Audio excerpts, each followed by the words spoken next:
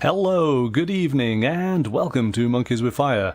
How is everybody tonight? Hope you're all well. Hope you had a fantastic weekend. So then, we are going to try this again. This evening, we are going to be taking a look at the Cypher System Starter Set from Monte Cook Games. This, of course, is a beginner's set to introduce you to the Cypher system. Of course, regular viewers to the channel will know that we are big fans of this particular system for role-playing gaming. And we've looked at quite a few of their genre books, the white books, that allows you to pretty much play any kind of genre of game you can think of. And that is the beauty of the Cypher system, is that it is the mechanics for a game world, but the world is what you create within different genres. We've looked at horror, we've looked at fairy tales, we've looked at post-apocalyptic, we've looked at fantasy and at sci-fi, and there are many more. So we're going to take a look at this starter set. Thank you very much to Monte Cook Games, who provided a copy of the Cypher System Starter Set for us to take a look at this evening. There is a link in the video description. If you like what you see, then you can jump onto the Monte Cook website and go and grab yourself a copy. It is available. It'll probably also be available in your local tabletop gaming store as well. All right, let's jump to the table and take a look. Here we go. You'll have to forgive the little bit of light there. We get a bit of a reflection with this nice shiny box front. So, the Cypher System Starter Set. An introduction to the flexible, fast-paced, easy-to-run tabletop role-playing game that can power any adventure you imagine. By Monte Cook and Sean K. Reynolds. Let's take a look at the back. So, run any adventure you can imagine with ease and flexibility. The Cypher system is the critically acclaimed role-playing game system that powers any campaign in any genre. Lauded for its elegance, ease of use, flexibility, and narrative focus, the Cypher system unleashes the creativity of GMs and players. The rules are unintrusive, but give you the power and sophistication to create any story, character, or adventure you can imagine.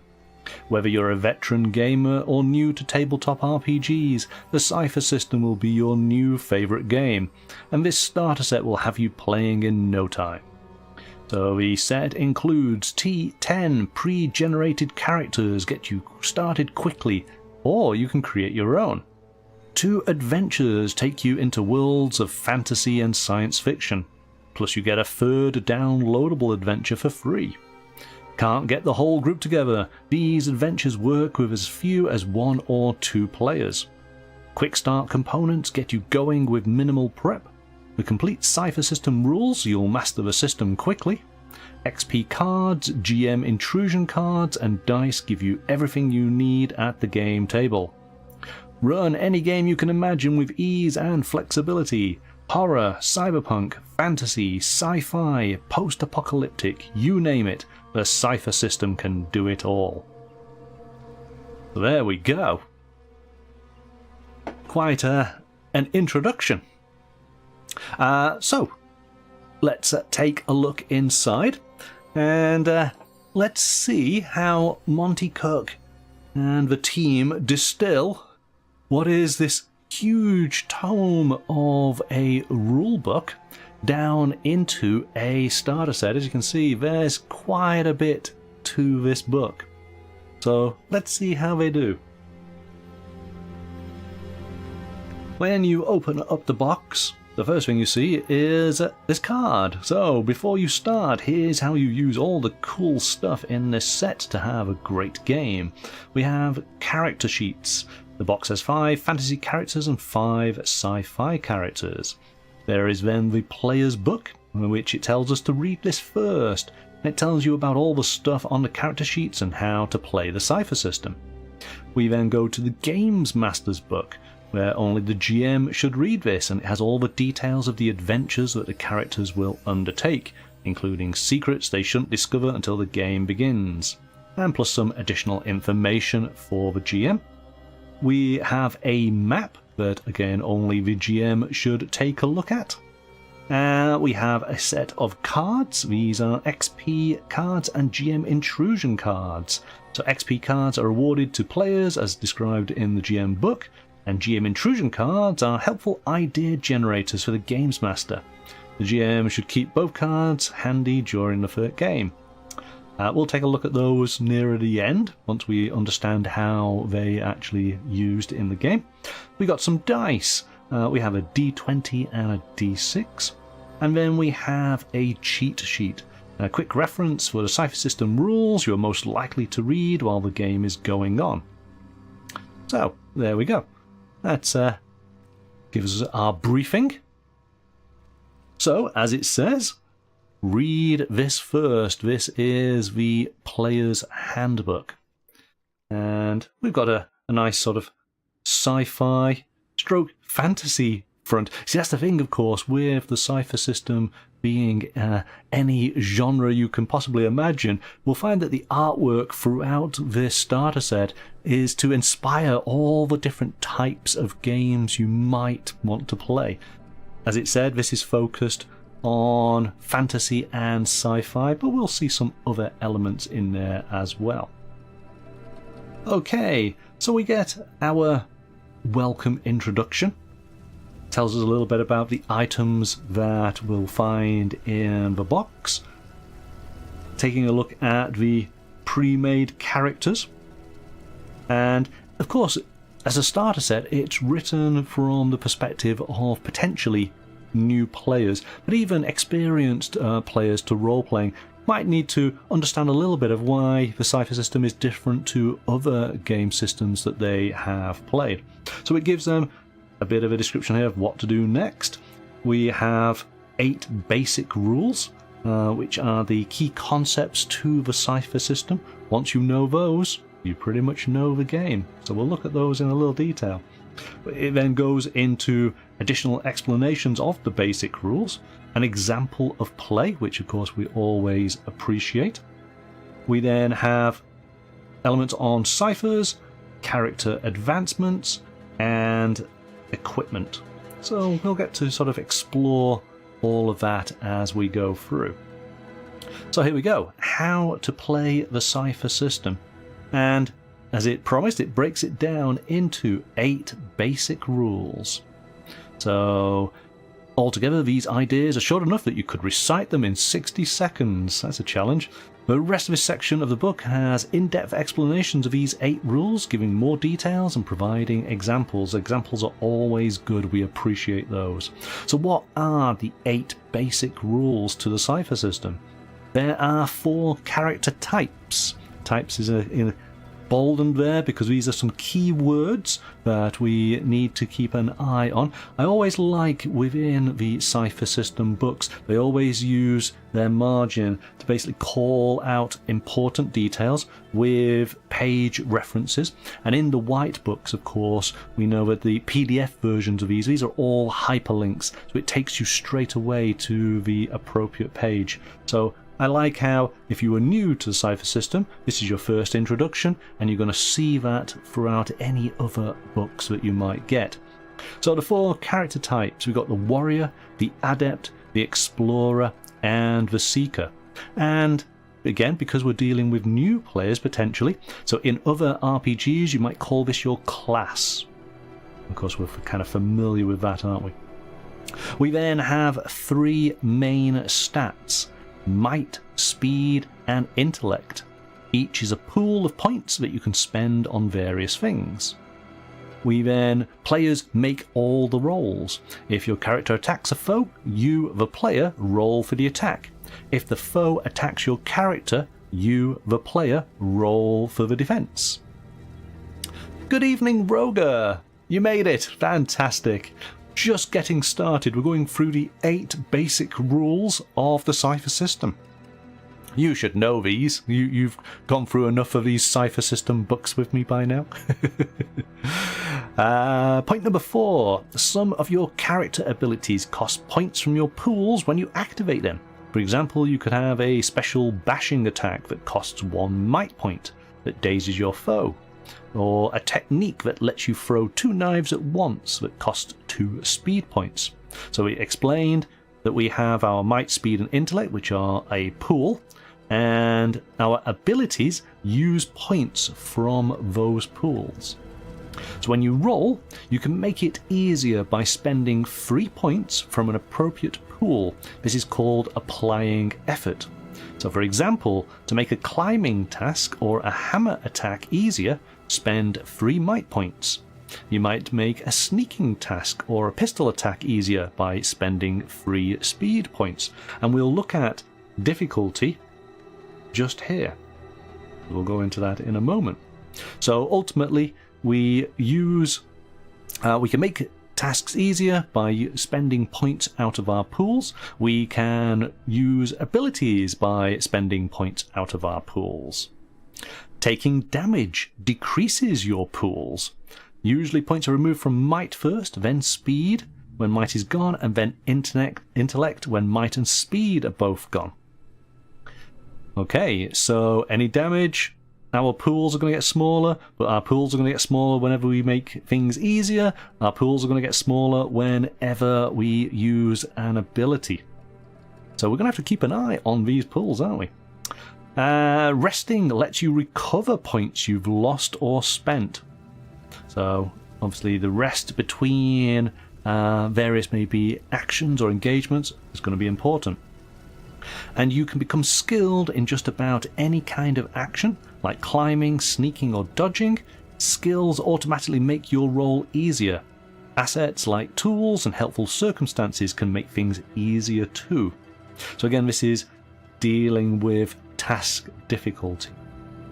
Those are the 8 basic rules. But again, in the margin it calls out activating abilities, page 4. When we're talking about our character, our type, our descriptor and our focus, pages 18, 26, 28. This is great, really helpful. So now, once we've gone through those 8 basic rules, it breaks down each of those rules in more detail to be able to explain it. So character types are more detail: warrior, adept, explorer and seeker. And of course it gives a bit of a general explanation as to each of these. So warriors are physical, action-orientated characters. Adepts have unusual abilities, perhaps stemming from magic, psychic powers or advanced technology. Explorers use a mix of combat, skills and knowledge to help accomplish their tasks. And speakers are charismatic and know how to understand and influence people. So Roger, you typically like to go for a ranger character. You'd probably go for the explorer, maybe. But when we go through these rules, interestingly, you could make a ranger out of your warrior if you wanted your ranger to focus more on the combat side of that particular type of character that you're thinking of. Well, we had our might, speed and intellect, talking about players making all the rolls. So we got the difficulty and target number. So when you try to do something, the GM decides the difficulty of the task from a scale of 0 to 10, 0 being routine and automatic, 10 being impossible. Each difficulty has a target number, which is 3 times the difficulty. So easing a task, sometimes you want to reduce the task difficulty and making it easier for you to roll what you need to do on the D20, because it's all about rolling the D20. So we have here, easing is when you use skills, assets and effort to ease the task. So say for example, we are going to be doing a standard task. There's a target number of 6. And let's just go through this here. So difficulty 2, target number 6. So difficulty 5, task 15. You need to roll the target number or higher. So this is a roll higher system on your D20.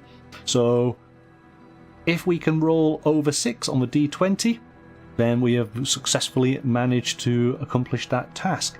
But of course, we get to tasks where they have a difficulty of 6, target number of 18, or even a difficulty of 7, target number 21, that is impossible for our character on a D20, and this is where easing a task comes into play. As we already looked at, we could apply effort to basically bring down our task difficulty. We might be able to use one of our abilities. We might be able to use one of our skills or assets, be able to reduce the target difficulty, and that's how we're able to accomplish great feats.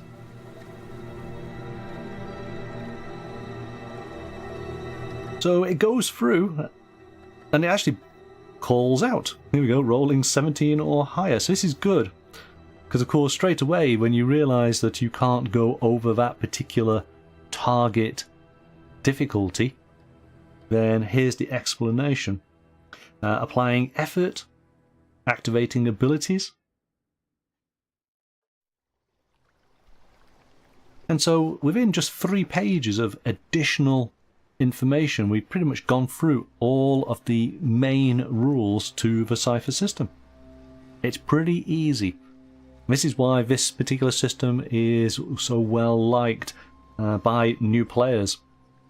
It's not overly complicated, it makes sense, and it's laid out in a very logical way. And so once we have learnt the rules, we then have our example of play, and we go through with a couple of people actually playing a little bit of a game and seeing how their characters might deal with certain challenges. So we then have a section on ciphers themselves, and as it says, ciphers are one-use abilities that characters gain during play. They're cool powers like instant healing, blasting a foe with energy, easing or hindering a task, teleportation, and so on. And depending on the game genre, ciphers may be manifest or subtle. Manifest ciphers are physical objects like magical potions or technological gizmos, whereas subtle ciphers are completely non-physical, like a blessing from a luck goddess or a burst of insight. You can only carry a few ciphers at a time. Typically it's 3 if you're an adept, or 2 if you are the warrior, explorer, or seeker. We then have a little bit of a section here on character advancement. So you're going to get XP points. So although you'll probably spend about half your XP on re-rolling dice, you'll want to save some for improving your character, which is of course your leveling up. There are 4 steps to advance your character, which cost 4 XP, and you can choose these steps in any order, but you can only choose each step once. Okay, so increase capabilities, moving towards perfection, extra effort, or skills. So that's how you would improve your character. Rogue, yes, the main types are flexible, which is great. Yes, definitely. We got a section on equipment. Currency and prices. In the Cypher system, we usually talk in generalities instead of specifics. So, same goes for equipment. Items are either inexpensive, mediumly priced, expensive or very expensive, or exorbitant. Oh my goodness, I'm having one of those days already. So what do we have? We've got a variety of different weapons. Weapons are categorized as light, medium, or heavy. Light weapon does 2 points of damage, medium inflicts 4, whereas a heavy weapon does 6 points. And of course this damage, I'm sure it comes off your might, doesn't it? This is how you actually damage the targets. Let me just double check. As I said, light weapons are punches, kicks, knives, darts, small pistols. When in combat, use your action to make one attack. Character type tells you what kind of weapons you know how to use. Has it actually gone through? Have I missed? I want to make sure I've seen it. So we got activating, here we go. So special abilities, like the warrior use combat prowess. When activating ability that costs pool points, don't forget to subscribe to your edge, yep.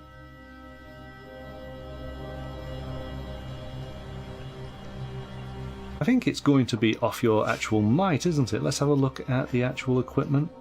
So yes, we got a whole variety of different equipment. Of course, the lists here, we got modern equipment, we have fantasy equipment and sci-fi equipment. And having gone through the white books, they have considerably more types of equipment that you might discover for any type of genre, which is really good. One thing I really like about the Monte Cook books is the level of imagination is just off the chart. They are an incredibly imaginative team of writers and designers. So, Part 7, modifying and building characters. So this is kind of the crux of a character in a Cypher System game. And this is what I've always found really interesting. The Cypher, your character sentence. So Cypher System uses something called the character sentence to describe a player character. I am an adjective noun who verbs. So examples are, I am an honourable warrior who masters defence, or I am a learned adept who bears a halo of fire. And it goes through just what this means, and we've looked at this many times before, haven't we? So in the sentence, the adjectives is your descriptor, the noun is your type, and the verb is your focus. And this is what really helps you differentiate your character from any other character, even though your characters could be similar. And I really enjoyed that aspect of character creation for the Cypher System, and of course all of the Monte Cook games that use the Cypher System at its core. So we did take a look at the Old Gods of Appalachia, I think I said that right, which is a sort of horror-based game in the Appalachian Mountains. It's based on a podcast. It's really, really cool setting. It's really amazing. So we looked at some very different character sentences for that particular game. I did good, says Roga. I always think of the Appalachia. That's what I'm thinking of. I've got to double check what's in my mind before I say it. What else have we looked at? Of course, we've looked at all of the genre books, which we through on the YouTube channel. There's a whole variety, so if you are interested in the Cypher System, go and check those out. They are well worth it. They're actually such great books. Even if the Cypher System's not for you, grabbing hold of one of those books to use it as inspiration for other games in that genre, it's a well worth addition to your collection. Great books. I know that we've got some other games in the pipeline that are going to be coming out where we can look at all manner of different kinds of settings, but using this character sentence. And most recently, Monte Cook Games launched their online character creation tool. And I'm hoping at some point we should sit down and spend a session actually creating our characters. And because it's an online tool, I can have a go here. You guys in the chat, you can have a go as well. And we can see what we come up with. I think we could have some really interesting characters to share. Because of the level of detail that this system goes to. So I'm just going on a bit of a ramble here, but I really do like character creation here. It's so much fun. So here we go. The sentence is the adjective is your descriptor, the noun is your type, and the verb is your focus. So the type is the core of your character. So in some role-playing games, it might be called your character class. There are four types, which is warrior, adept, explorer, and speaker, which we went through a little bit before. And again, it calls back to pages here so that you can get more detail. So then we have our descriptor and our focus. So descriptor, does it actually explain it to us? actually it's going through, because it's actually saying here, more details on character types, description and focus are explained after that. So this is where the meat of this book is going to be. But essentially it goes through, choose a type, a descriptor and a focus you want, write down your starting might and speed, modify your might, speed and intellect pool by what your descriptor says, write down any skills or inabilities you get from your descriptor, write down the abilities you get from your focus, write down the abilities you get from your type, choose 4 abilities from your type, assign 6 additional pool points to your might, speed and intellect however you want. And you've now created a very unique character, even if both of us were trying to do something similar and we only deviated off in 1 or 2 points. You've got something really unique. So this is creating a character from scratch. This is modifying an existing character, and we'll take a look at the characters that the set includes in a moment. But here we go. It then goes into these 3 elements in a lot more detail. So character type, looking at different kinds of warriors. We've got a character type warrior here. We have our special abilities. And as it said, let's just go through here. Write down your skills or abilities you get from your descriptor. Write down the abilities you get from your focus. Write down abilities you get from your type. So if we went for a warrior, first tier warrior, we have effort as 1. Starting equipment, choose 4 of the abilities listed below. You can't choose the same ability more than once. So for our warrior, what do we have? Just to give you an idea of one particular type and of the variety that you can choose from. So we got, here we go, bash, combat prowess, control the field, improved edge, no need for weapons, overwatch, physical skills, practiced in armor, quick throw, swipe, trained without armor. And we get to choose 4. So depending on what type of warrior we might want to go for. Bash. That's kind of leading towards some kind of maybe barbarian type of character, isn't it?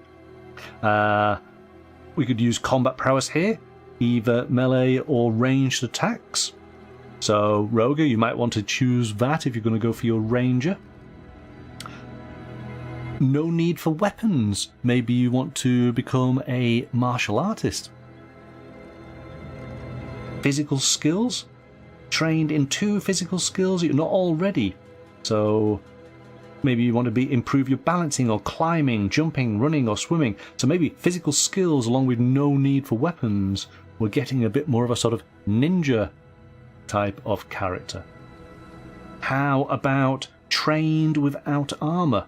When wearing armor, you are trained in speed, defense tasks enabler. Or when not wearing armor. So maybe that's a good one.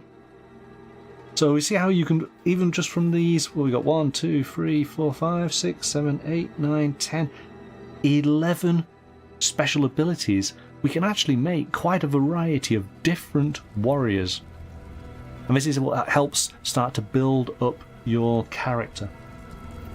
And pretty much it goes through a similar process for the character type of the adept.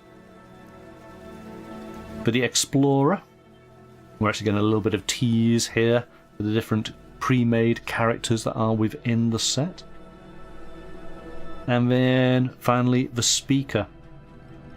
What does the speaker allow us to do?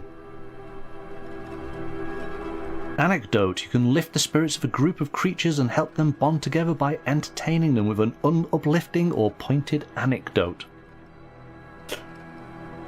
Babble. After hearing a language spoken for a few minutes, you can speak it and make yourself understood. That's really helpful. A demeanor of command. And of course, next to each of these special abilities, it's telling you which of your dice pools and how many points it takes to power this particular ability.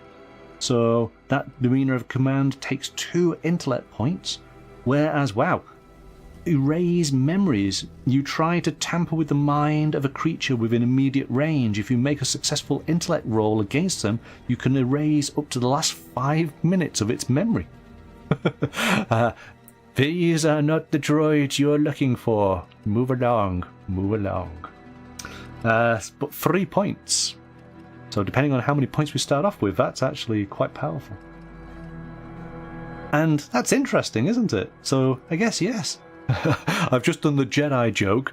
I didn't necessarily think of the Jedi being a speaker type of character, but we got enthrall. While talking, you grab and keep the creature's attention, even if the creature can't understand you. That's interesting. Terrifying presence. Inspire aggression. These are all quite cool. We do have our stat pools. So, and as you can see, this is might is a starting pool of 8, speed is 9, and intellect is 11. So that's why all of these are very much focused on the intellect. We need as many points on that as you possibly can. Of course, we can increase some of those skills, those extra 6 points we get at the end of our character creation. And using the online tool in conjunction with this starter set would be a good combo. I wonder, does it actually say? Let's just see. Do they call it out? I want to see if they mention their online tool. One thing I have just noticed is if you want to get an idea of the type of character you want to create, here's some ideas here within the different types of genre. So if it was a warrior, then if it's fantasy or fairy tale, it'd be a warrior or a fighter or a swordsman or a barbarian. But a warrior type, but a modern or horror or romance genre, might be a police officer or a soldier or a detective. In science fiction, it could be a security officer or a trooper or a merc. And for a superhero post-apocalyptic, it could be a hero or a bruiser. And of course, they have similar call-outs there for the different character types. Where did we have our ranger? Did they actually put a ranger in? I suppose, yeah. It definitely is the explorer type would be the ranger, wouldn't it? What do you think you would go for, Roger? Would you go for the Aragorn ranger, the man of the wild?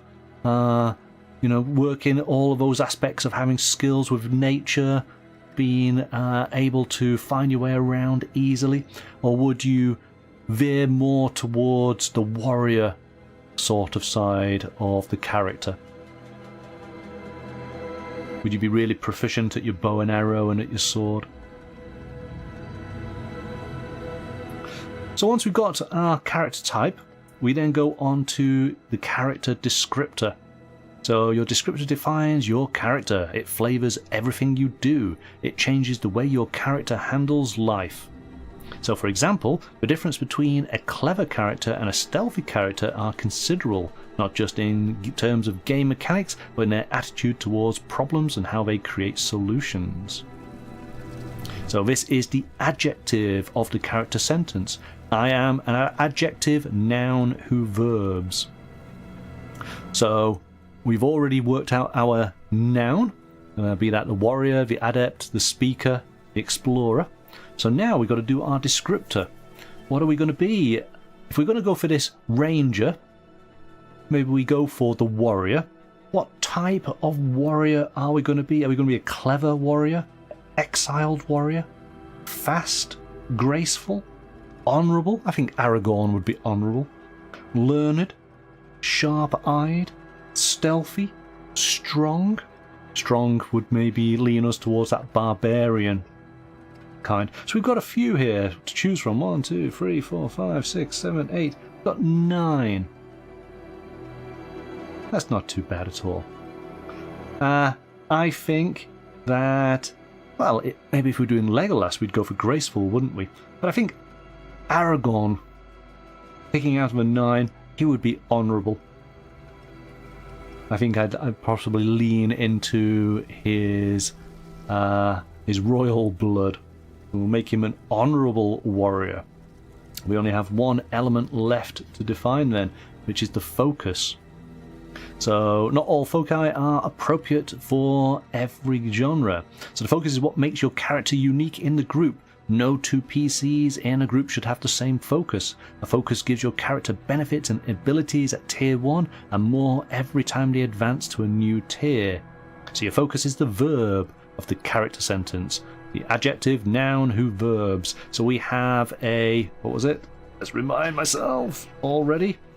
An honourable warrior who... What is our honourable warrior going to do? Masters weaponry? Could be moves like a cat. That's, I suppose, a little bit more like a thief, maybe. Needs no weapons, never says die. Talks to machines. See, now some of these foci would not necessarily work with our Aragorn character, but what's really cool is we have little symbols. We have a rocket ship, we have a symbol of on an outfit, and that tells us the type of genre that these will work best with. And in fact, yes, we have a sword for fantasy, an S for superheroes, a rocket for sci-fi, and the green is for any genre. So I'm feeling that within the selection we've got here, we have an honourable warrior who masters weaponry. You have chosen one kind of weapon, such as a sword, a whip, dagger, bow or gun, and you are a master user of that kind of weapon. I feel Aragorn's going to be good at using his sword, isn't he? So there we go. We've created very, very quickly, very easily, a unique character already. Now, as I say, you can use the Monte Cook character creator on the website and take this totally to the next level. This, of course, has got a cut down version of all the many descriptors and foci that you can actually use in your character, and of course the genre books add even more genre specific descriptors and foci. So there is quite a selection to go from now. Of course, the online character creator has all of those inbuilt automatically. You just need the appropriate books to understand how each of those rules actually work and how they benefit your character. So that's pretty much it. On the back page then is a glossary of key game concepts. So from a player's point of view, you have seen everything you need to understand how to actually create your character and how to actually go about playing that character in a Cypher System game. I'll just highlight it here. These are the white books that I've been referring to throughout tonight's show. Excellent books, all of them. Well worth getting a copy of each.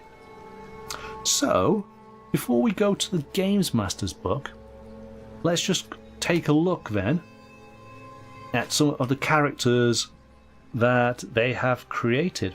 And as it said, we have 5 characters of fantasy, 5 characters for sci-fi. So we're going to look at the fantasy ones first. And what do we have? I want to try and get it here so we don't get the light. We've got a section for notes, got some background, and then who do we have? We have a name.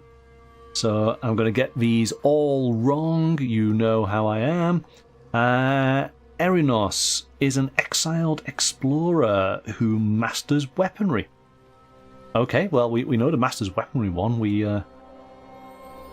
took a look at that for our Aragorn character.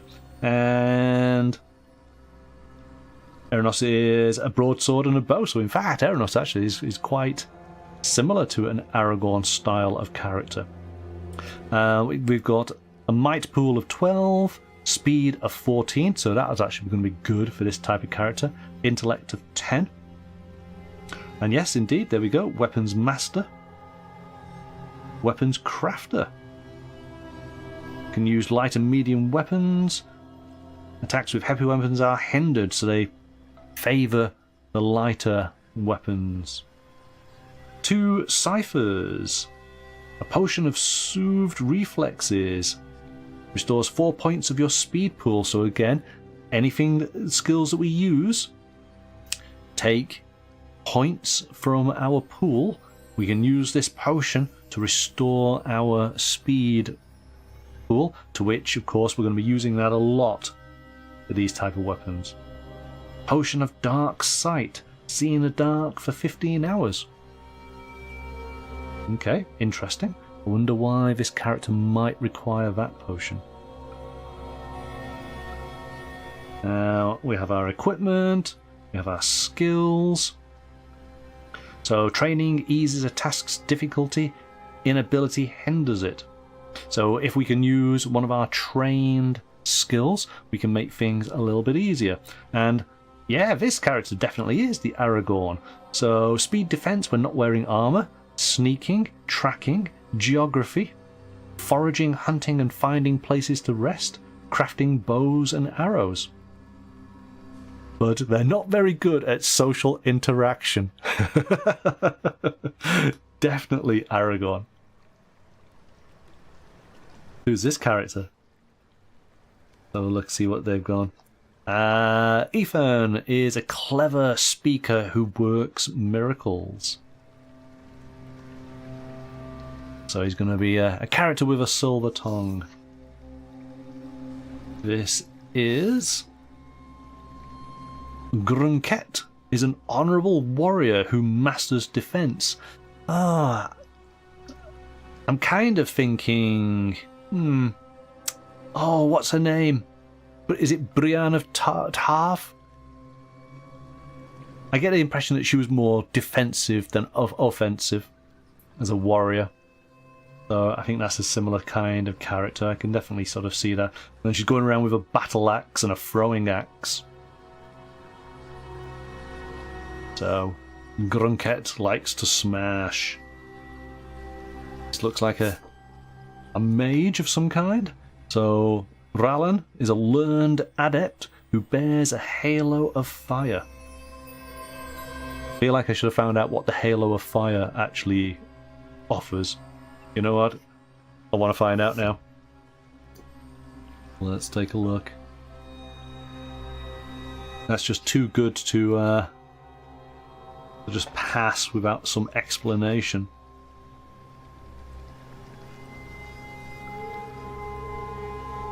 So you can sheath your body in flames, which protects you and harms your foes. Wow. Okay.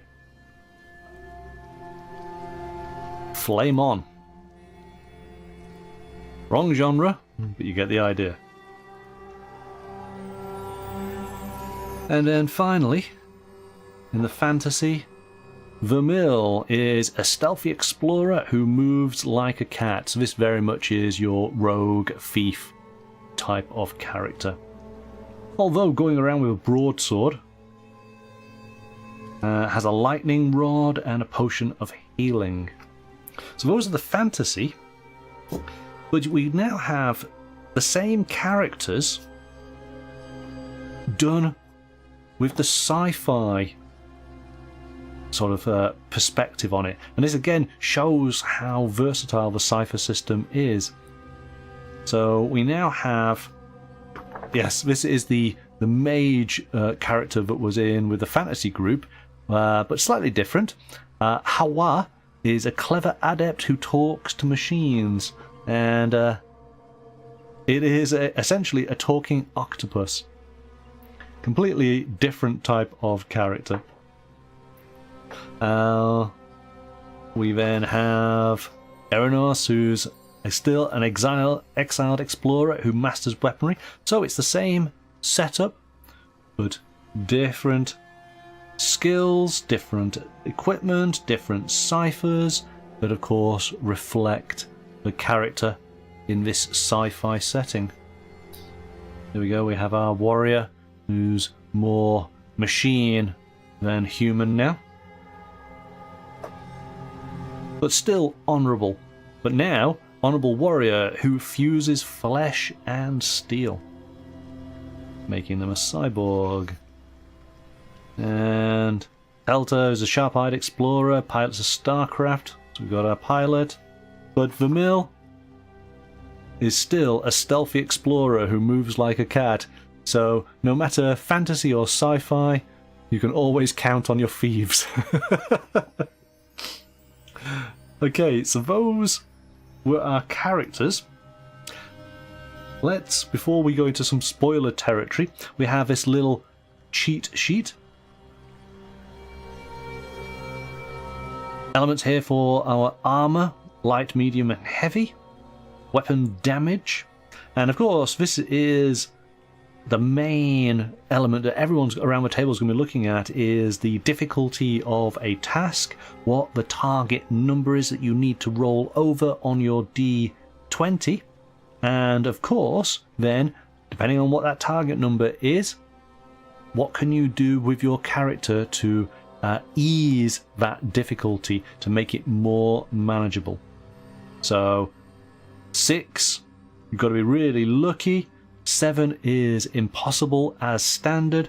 You're trying to ease that difficulty several levels so that you can take it down and make it possible.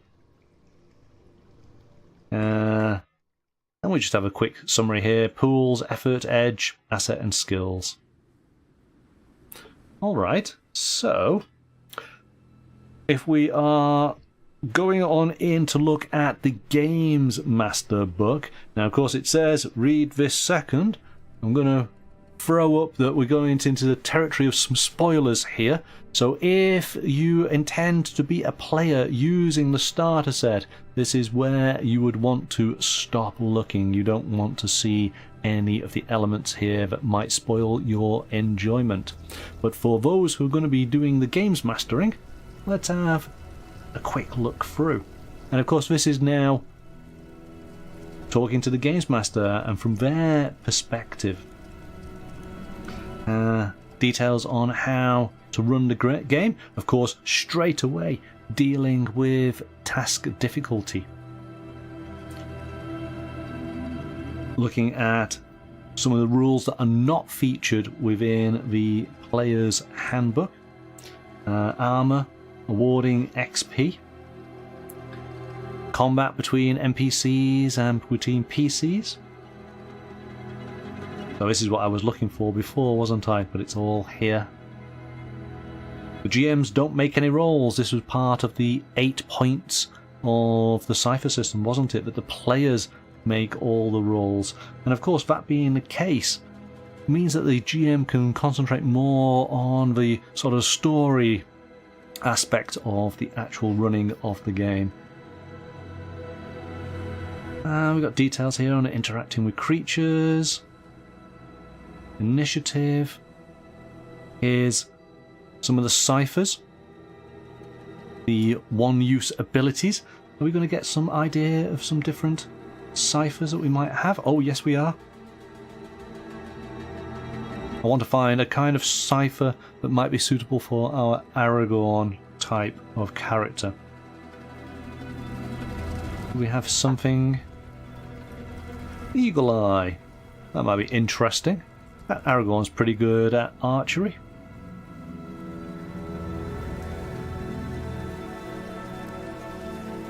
So, skill boost, speed boost, weapon enhancement.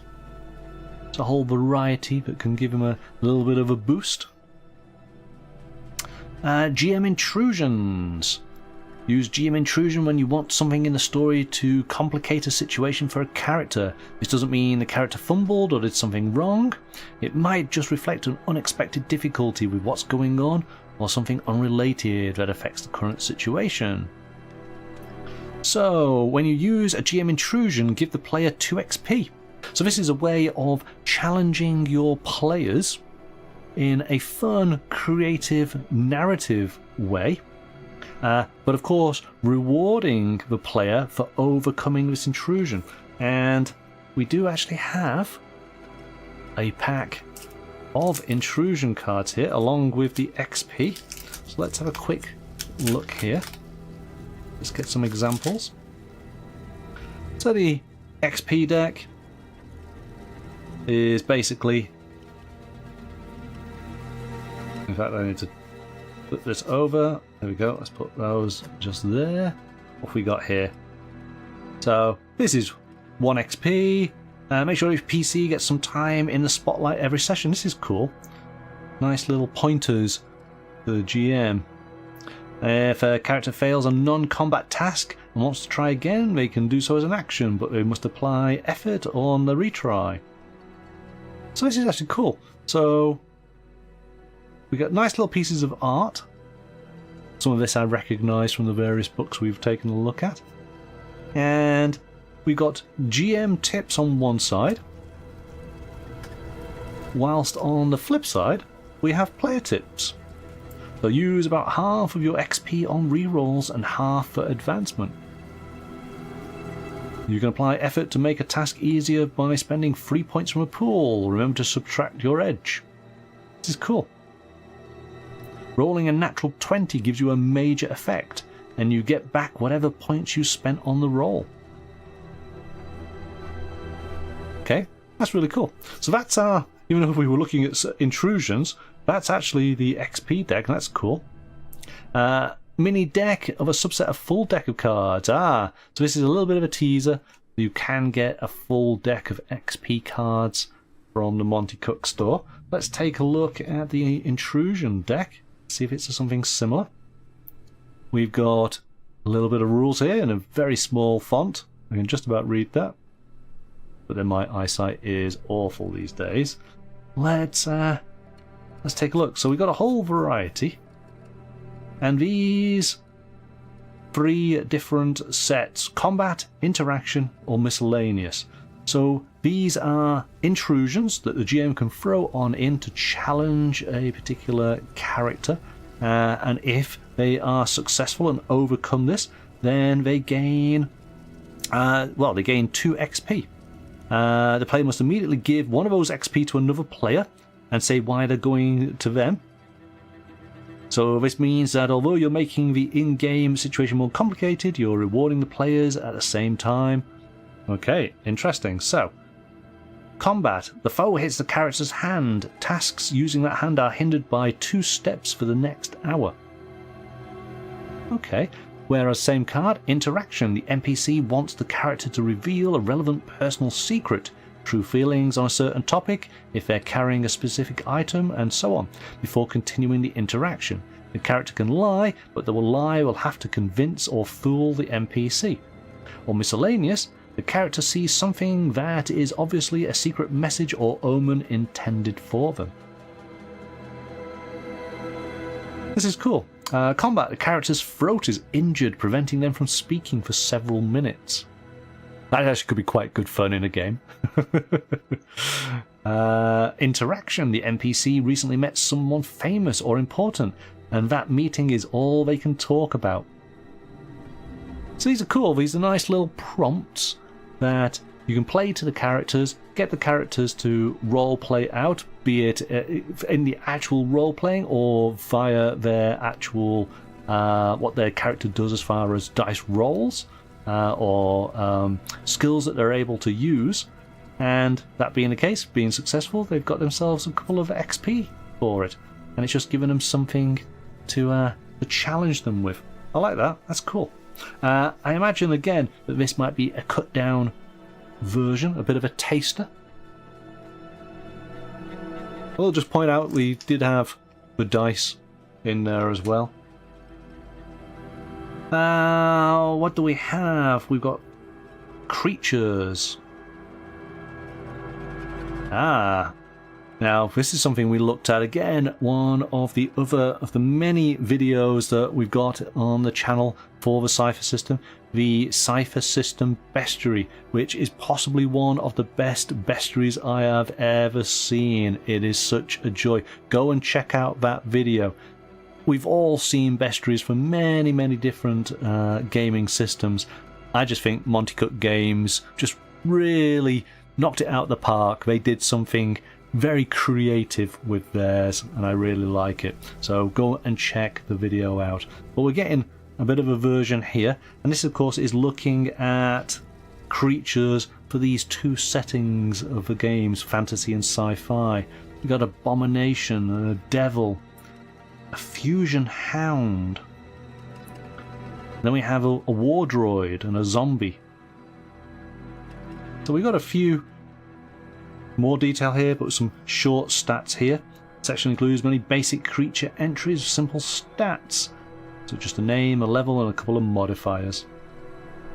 Black bear and a bat, large spider, ugh, orc, a politician. Nice, like it. Okay, so then we go on into the adventures, and there are 2 adventures in this book. We have a fantasy adventure called The Creeping Ooze, which is about a ruin containing an evil magical power. And then we have the I'm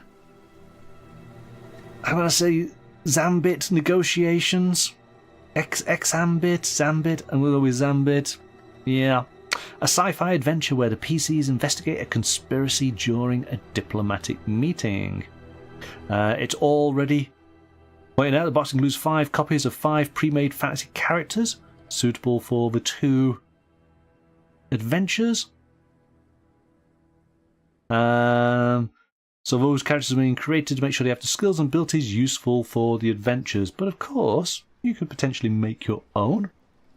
And I'm not going to go into too much of the detail on each of these adventures because we don't want to ruin them. But we've got these nice, we've got little read aloud points, which I appreciate. We've got a nice map here. We've got the various elements of the map detailed.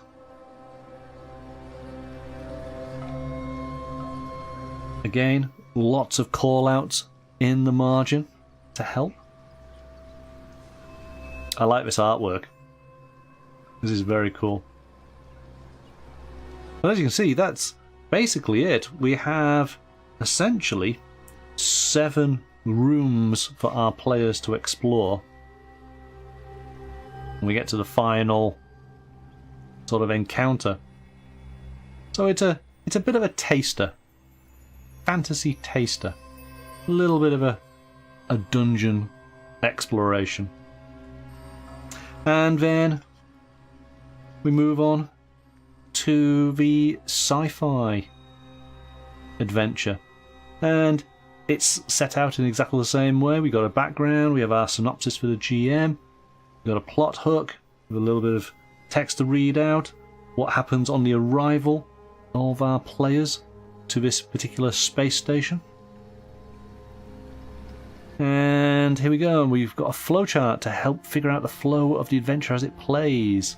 So depending which way the players go, they've got 4 options where they can start from, and ultimately concludes with a chase. So different kind of adventure. This one was very much,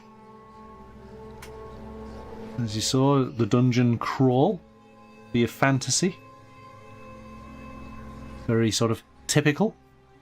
This one, different style of play. And that's it.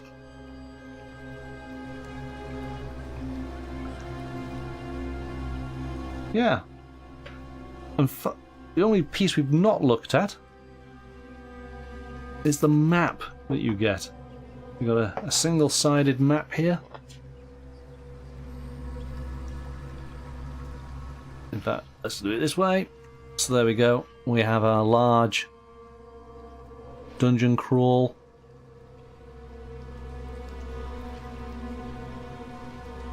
And then we have the Entombed in Ice. I think this could be the download adventure, because the sci-fi one didn't seem to require a map. Did it actually? I want to see if where the link is to download. Maybe it was at the beginning.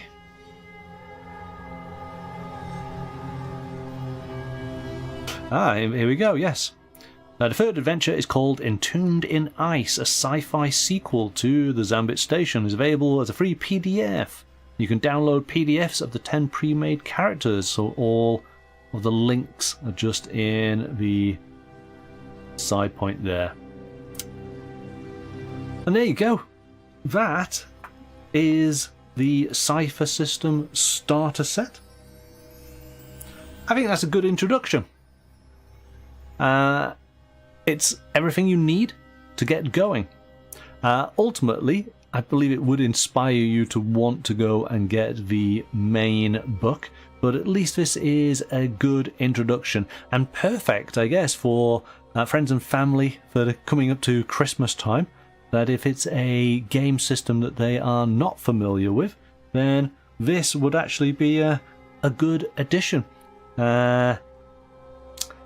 Introduces them to a brand new system to which they can then enjoy any kind of genre.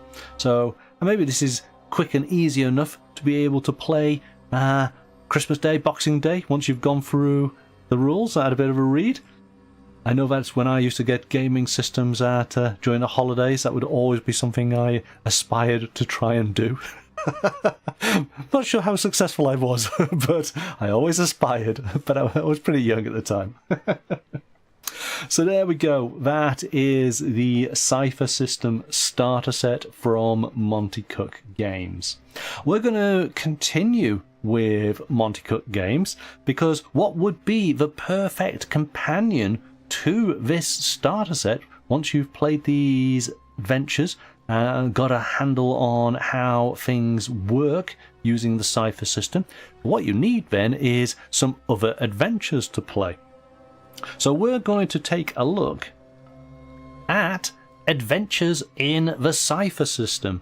This is an adventure anthology that features several adventures across some of the many types of genres you can play using the Cypher system, including some fan favourite Cypher settings. Again, if you've seen any of the videos we've done on the channel, you'll recognise some of these settings, and maybe one setting that you're not familiar with, because it's a bit of a tease for something that will be launching next year.